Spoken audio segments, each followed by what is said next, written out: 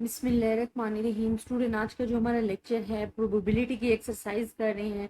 Doctor Shahid कमाल और शेर मोहम्मद चौधरी की बुक है बीएस लेवल के लिए। इससे रिलेटेड थ्योरी जितनी भी है वो आपको पढ़ा चुकी हूँ, इसकी एग्जांपल्स करवा चुकी हूँ। अब आपको मैं एक्सरसाइज के क्वेश्चन करवाऊंगी बिकॉज प्रोबेबिलिटी में बहुत ज़्यादा स्टूडेंट्स को एक्सरसाइज में भी प्रॉब्लम्स आ रही थी। अच्छा स्टूडेंट, हमने 6.22 से प्रीवियस जितने भी क्वेश्चन है वो कर चुके हैं। अब हमने 6.22 से नेक्स्ट वाले क्वेश्चन करने हैं।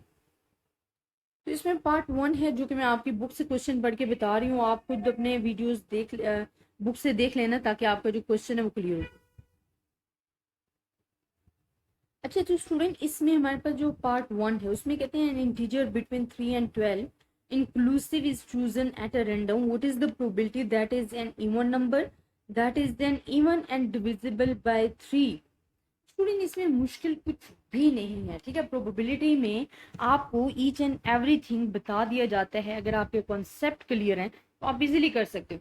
और अगर आप मेरा ये चैप्टर जो मैंने थ्योरेटिकली पढ़ाया है इसकी एग्जांपल्स करवाई हैं फिर एक्सरसाइज करोगे तो वो आपको ज़्यादा इजीली समझ आएंगे। बिकॉज बहुत सारे जो कॉन्सेप्ट हैं वो मैं आपको प्रीवियस वीडियोस में पढ़ा चुकी होती हूँ, तो मैं बार बार रिपीट नहीं करती, ताकि आप लोगों का एक कॉन्सेप्ट में इतना जो डीपली पढ़ाया होता है तो वो आप अगर देखोगे तो आपको इजीली समझ आ जाएंगे ये क्वेश्चन भी। तो स्टूडेंट, इसमें इंटीजर्स वो आपको कह रहे हैं कि जी आपने लेने हैं 3 से 12 तक। अब 3 से 12 तक मैंने इंटीजर्स ले लिए जो कि जिसमें 3 and 12 भी इंक्लूड है। वो खुद कह रहे हैं 3 and 12 inclusive is chosen at a random. तो इसमें कौन कौन से इंटीजर आ जाते हैं? 3, 4, 5 एग्जाम्पल जो हमारे बनेगा 3, 4, 5, 6, 7, 8, 9, 10, 11, 12। अब टोटल सैंपल स्पेस जो आपके पास बन गया वो 10 है।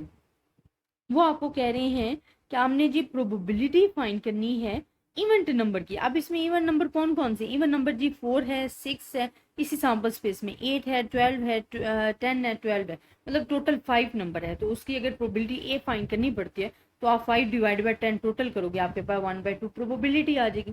फिर उसमें कह रहे हैं कि अगर इवेंट और डिविजिबल बाय 3 हो। इवेंट और डिविजिबल बाय 3 सिर्फ दो ही हैं, 6 और 12, जो कि इवेंट भी हैं और 3 पे डिवाइड भी होते हैं। उन्होंने खुद कंडीशन दे दी है ना कि डिविजिबल बाय 3 भी हूँ, तो वहां पे फिर हमने ये ले लेने। तो ये दो हमारे पास है। जब टोटल सम प्रोबेबिलिटी फाइंड करोगे तो 2/10 आपके पास आ जाएगी। अब इसी का पार्ट बी जो है वो कहते हैं 3 distinct integers are chosen at a random from the first 20 positive integers. Compute the probability their sum is even, their product is even, their sum and their product is even. अच्छा, इसमें हमारे पास क्या है? वो कह रहे हैं कि जो पार्ट बी है ना वो 20 में से हमने 3 सेलेक्ट किए हैं, मतलब टोटल हमारे पास कितने आ गए हैं? 114 आ गए। अब वो कहते हैं कि फर्स्ट जो उन्होंने क्या है कि there are mutually exclusive ways of getting even numbers. Even numbers आपके पास जो हैं वो आप ले सकते हो। इवन नंबर्स लेने जो कि 3, 2, 1 हमारे पास इन्होंने डिफरेंट सारा फाइंड करके अकर किया और फिर वेज फाइंड किए और उसको टोटल पे डिवाइड किया। इसी तरह सेम और नंबर्स के लिए भी सेम ये सिचुएशन है जो कि आपने फाइंड करनी है। अच्छा, एक और ये जो क्वेश्चन पार्ट बी है ना ये आपका इंक्लूड भी नहीं है, आपकी जो पैटर्न है उसमें इंक्लूड नहीं है कि ये ज़रा और लेवल का हो जाता है। तो इसको मैं इस वजह से मैंने आपको सिर्फ डायरेक्टली बताया, कोई इतना खास नहीं समझाया। ये इंक्लूड नहीं है, इसमें मैंने वैसे भी क्रॉस किया हुआ था। पार्ट सी जो है इस तरह के क्वेश्चंस आपके आते हैं पेपर में और ये मैं आपको करवाती हूँ। पार्ट सी हमारे पास है box contain 4 red, 4 white, 5 green balls and it's a very important question. इसके पास इस तरह के क्वेश्चन आपके जो पेपर है, पेपर पैटर्न है उसमें आते हैं। अब 4 रेड बॉल्स हैं, 4 वाइट बॉल्स हैं, 5 ग्रीन बॉल्स हैं। 3 बॉल्स उन्होंने सिलेक्ट किए हैं और वो कहते हैं कि ऑल डिफरेंट कलर्स की बॉल अगर आए तो क्या होगा, ऑल सेम कलर्स की बॉल हो तो क्या होगा। ऑल डिफरेंट तो ये है कि एक रेड हो सकती है, एक वाइट हो सकती है, एक आपके पास ग्रीन हो सकती है। तो ये हमारे पास टोटल बेस ये हैं और जो सैम्पल स्पेस बनता है 13, जो हमारे पास बॉल्स है 13 बॉल्स कैसे हैं? 5, 4 कितने हो गए? 9, 9, 4, 13। 13 और 3 सिलेक्टेड है तो वो हमारे पास 286 वेज आ गए। तो हम प्रोबेबिलिटी फाइंड कर लेंगे, सिंपल आ जाएगी। अब वो कह रहे हैं कि अगर डिफरेंट कलर्स की बॉल्स हों, ठीक है, अगर 4 हमारे पास आ जाती हैं, 3 आ जाती हैं। अच्छा, इसको भी इन्होंने फुल जो करना होता है ना वो ये है कि आपने बनाया हुआ ना ये आ सकता है, जिस तरह 4 रेड है, 4 वाइट है एंड ये तो अगर सेम कलर की आ गई हैं तो बाकी में तो 0 हो गया, वो 1 की इक्वल हो गया, तो इन्होंने डायरेक्ट लिख दिया, ठीक है। इसी तरह आपके पास अगर फिर आ जाता है 3 हमारे 0 आ गए और 4 फिर इसमें आ गया तो वो भी सेम आ गया। तो इन्होंने ये डायरेक्ट लिख दिया कि 3 बार्स अगर सेम कलर्स की आ गए तो ये 18 वेज बनते हैं और इसको टोटल पे आपने डिवाइड कर देना है, तो आपका जो क्वेश्चन है वो सॉल्व हो जाएगा। अच्छा अब स्टूडेंट हमारे पास ये तो क्वेश्चन सॉल्व हो गया। अब 6.23 है जिसमें पार्ट 1 है कि find the probability of obtaining at least 1/6 when 5 dice are thrown and dice are thrown। अब पार्ट ए जो है इसमें हमारे पास वो कह रहे हैं कि आपके पास डाई, आपको पता है जब भी आप थ्रो करते हो तो we have the total 6 possibilities. अगर हमारे पास 5 डाइस आप आए हैं और वो कहते हैं कि one throw of a die आपने मालूम करना है तो 1/6 होगा। अगर नॉट 6 करना है तो उसके बाद 5/6 होगा। अब फर्स्ट में वो कहते हैं 5 डाइस आर थ्रोन, कि 5 डाइस जो हैं वो थ्रो किए गए हैं, 5 डाइस। अब 5 डाइसेस अगर थ्रो किए गए हैं तो इट्स मीन ओनली 1 है जो कि थ्रो नहीं किया गया, तो हम कहेंगे नो 6। तो हमारे पास 5/6 जो हमने किया था ना कि नॉट 6, बाकी तमाम नंबर्स पे 5 डाइस थ्रो किए हैं, जो कि टोटल होती है 6 पॉसिबिलिटीज हैं। अगर 5 थ्रो किए हैं तो ओनली 6 थ्रो नहीं किया, तो वो हमारे पास नो 6 की जो पॉसिबिलिटी है वो 5/6 है। और ये हमारे पास आ जाएगा इसको पुट करने से कि अगर आप 1 में से आप इसे माइनस कर देते हो तो बाकी तमाम की तमाम पॉसिबिलिटीज आपके पास अवेलेबल हो जाती हैं। And dice are thrown mean क्या है कि आपने सेम वही लिखना है, लेकिन यहाँ पे जब पावर 5 थी ना, अब एन एन तो आप इसके ऊपर पुट कर दो। अब इसको तो काउंट करने से रहे, जो एन की नंबरिंग गिवन होती तो हम कर सकते थे, अदरवाइज तो नहीं कर सकते। तो ये हमारे पास आ गया।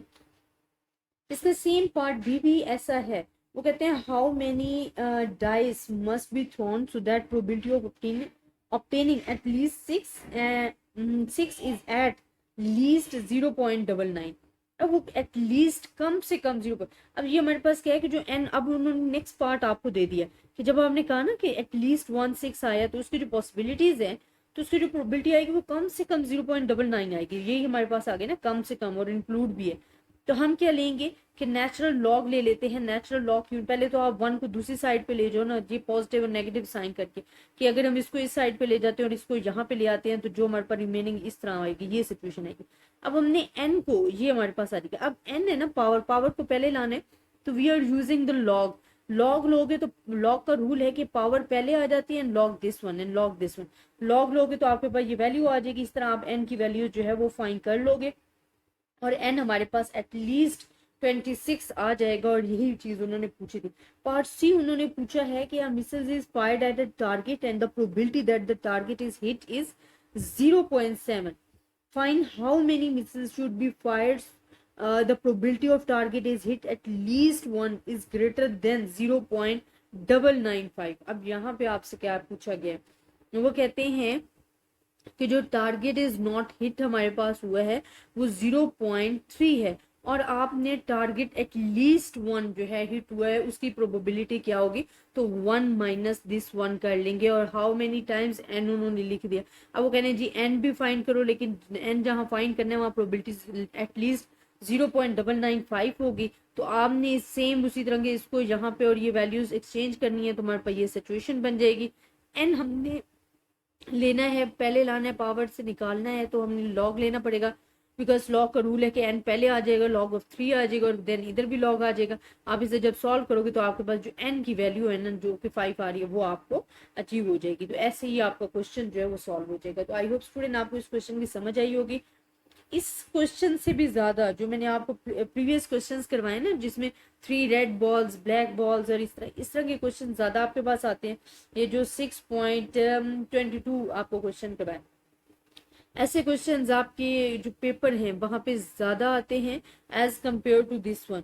तो आई होप स्टूडेंट फिर भी आपको ओवरऑल समझ आई होगी। अगर आपको फिर भी किसी किस्म की प्रॉब्लम है आप मुझसे डिस्कस कर सकते हो। मेरी इंशाल्लाह पूरी कोशिश होगी कि जो चीज़ आपको समझ नहीं आ रही अगेन रिपीट करवा सकूँ उस चीज़ को। अपनी दुआओं में याद रखिएगा, ज़्यादा से ज़्यादा स्टूडेंट्स के साथ शेयर भी करें ताकि सब स्टूडेंट इससे फ़ायदा उठा सकें। अपनी दुआओं में याद रखिएगा। अल्लाह हाफिज़।